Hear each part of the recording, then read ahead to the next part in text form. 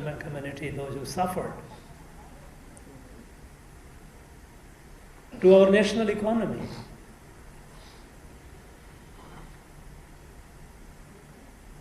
We know that now the production is increasing. In last 10 years, our production has more than doubled. Till about 10 years back, our catch used to be about less than 1 lakh metric ton. Today it is almost double. We have now come up with a policy for exploration and exploitation of our marine wealth in the exclusive economic zone. In our country, we have about over 2 million square kilometers of exclusive economic zone. It's a huge area. So much wealth. Now those wealth cannot be just left to these big corporate people to go and exploit. It has to be available to those who have the first right. And I do believe that the first right is of the fisher community. Now they have to be empowered. They have to have the capability so that they can. I know that at present you have numerous problems. In fact, I have been flagging some of these problems with the government of India and trying. There are problems, lack of awareness, there are so many attendant issues. But we cannot give up. This has to be addressed. Because this community ensures not only our food security, but our nutrition security. Because we know we have reached a stage where food grain, we are sufficient. Wheat, rice, we don't have much problem, we have surplus. We are giving it to the needy countries and the hungry people in the world. What about nutrition? Wheat and rice is not enough. For a healthy citizen, for a healthy person, you need healthy food. And the nutrition security to a great deal is being met by our fisher community.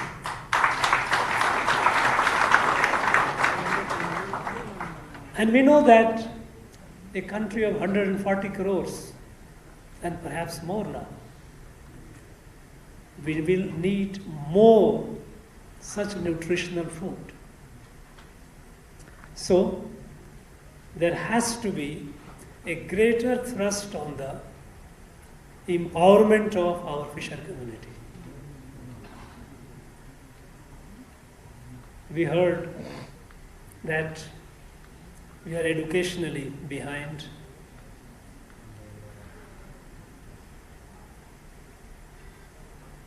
I think fishing as a profession need not necessarily be deprived of technology or technological advancement. Because when we are thinking of going out into the exclusive economic zone, which is such a huge area, unless we have technology support, unless we have well-educated people in the community holding higher positions, important positions in all walks of life, why can't we have great administrator from fisher community? You are running a coaching center, perhaps an IS academy. I wish you produce higher civil servants from your academy. Those who should go out and take the cause of the community, of the people, from where they have come from. Because many a times, because of lack of representation, lack of awareness, it is neglected. We need a good number of scientists, a good number of doctors, a good number of engineers from the fisher community.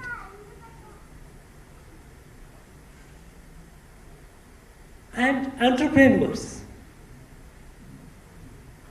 I go to, we have a fisher, this university at Nagpatna. Representation from the fisher community in that university is grossly inadequate, very few.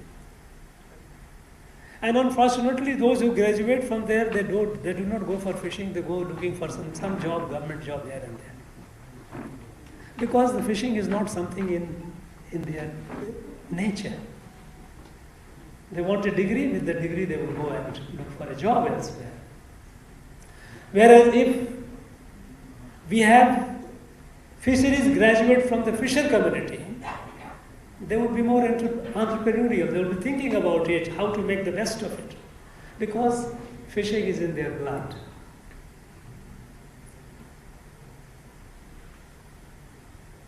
I think I agree with you that this community needs greater attention. Prime Minister is committed to it, I can assure you.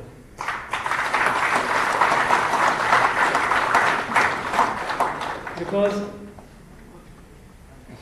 politics apart, his core thinking is that every citizen of this country must develop, must grow to the fullest potential. And that is why there is thinking, schemes, budgetary allocations, even for the fisher community. But more is to be done. I heard your problems. We mentioned some of you, all of you mentioned about your problems. And many of these problems I am aware of because I have been meeting people from this community for quite some time. I think we have to continue our effort. When we think of our country becoming fully developed in the next 2.5 decades, because we all say that we have to have a developed India, developed Bharat by 2047, by the time we celebrate 100 years of our independence. This is not possible if our fisher community is left behind. We need their contribution. They have to contribute. They have to be at the forefront of development. And there are areas where they and they alone can do it because they are better suited. In fact, I heard initially, there are again, this problem comes about certification and all. They say a fisher community child doesn't need a certificate to swim and go in the sea. They have learned it. But somehow the requirement is that you have to have a certificate from certain institutions. It is absurd, but nevertheless, we have to find a way how to overcome it. I'm sure we will do that. And we have to move forward with confidence in ourselves. You are not weak.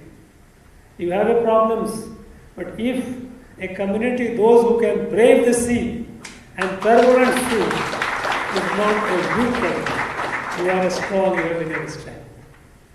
We will succeed, and the whole country has been proud of our fisher community, and it will ever remain proud. As far as this Raj Bhavan is concerned, it is your Bhavan. I don't believe it is after all, who else if not you? You are such a great contributor to our nation's development. You are always welcome, ever welcome. Thank you very much. Once again, I will Thank you, sir. Thank you for emphasizing the contribution of the fishermen community. இந்திய பொருளாதாரத்திற்கு மட்டுமல்லாது உலக பொருளாதாரத்திற்கும் உணவிற்கும் இந்த மீனவ சமுதாயத்தின் பங்களிப்பினை வெகு அழகாக எடுத்துரைத்தீர்கள். மிக்க நன்றி. நிறைவாக திரு L Praveenkumar, general secretary, maritime people's welfare association அவர்கள் நன்றி உரை வழங்குவார்கள்.